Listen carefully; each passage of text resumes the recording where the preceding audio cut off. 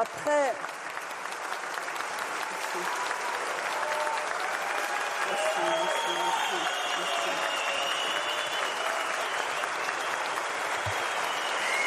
après ces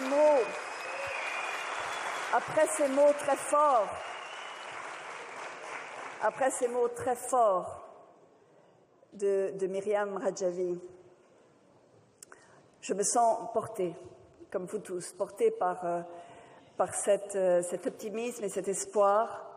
Et surtout, me vient la réflexion évidente de le chemin que nous avons parcouru jusqu'à maintenant.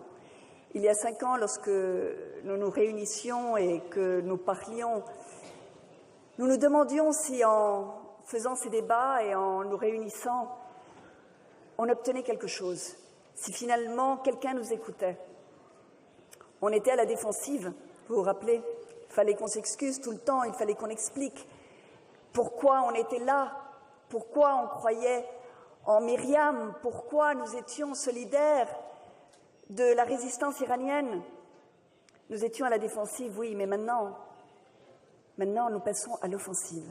Parce que depuis que nos amis du camp d'Ashraf, ensuite malheureusement du camp Liberty, sont arrivés à Tirana, quelle victoire! Bravo Myriam, quelle victoire!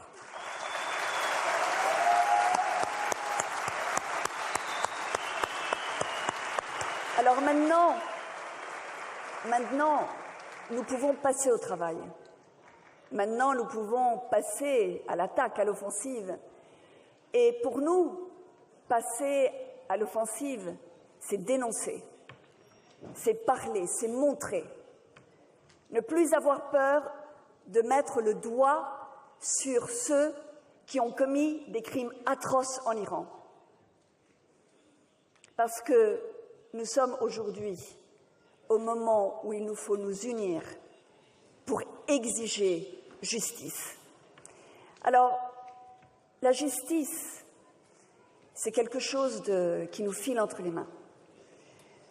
Quand j'étais en captivité, que j'avais perdu mon identité, ma voix, ma liberté, que je me sentais si impuissante dans les mains de mes ravisseurs, j'ai eu la voix de femmes et d'hommes qui ne me connaissaient pas, qui ont parlé pour moi.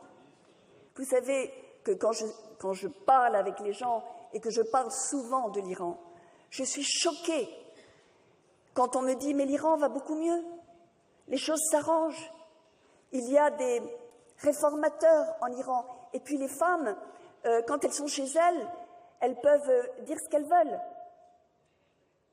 Et je me retourne et je leur dis « et vous qui avez votre liberté, qui avez vos droits, vous pensez que c'est assez comme droit pour une femme de pouvoir dire ce qu'elle veut chez elle? Vous pourriez vous accommoder, vous, de ce tout petit espace de liberté? Vous, femmes françaises, hommes français, pourriez-vous vivre ce que les hommes et les femmes en Iran vivent? La réponse, elle est non. Nous, ici, en France, nous ne voulons pas de terroristes. Nous sommes en train de réfléchir comment éviter qu'ils viennent dans notre pays. Mais nous nous accommodons très bien que les terroristes soient au pouvoir en Iran. Eh bien, cette double morale, c'est celle qu'il faut que nous combattions. Et c'est tous ensemble, nous tous ensemble, qui réussiront à combattre cette double morale. Alors je me retourne vers Fatouma. Fatouma,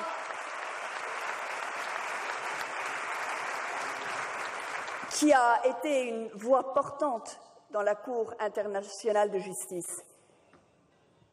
Il y a des casiers judiciaires qui doivent être ouverts et il y a des condamnations qui doivent tomber, non seulement sur ceux qui n'ont plus de pouvoir en Iran, mais surtout sur ceux qui sont en ce moment dans des positions de pouvoir dans le gouvernement iranien. Et c'est contre eux que nous allons, c'est vers eux que se tourne notre quête de justice et nous allons les voir un jour payer pour les crimes qu'ils ont commis. Merci.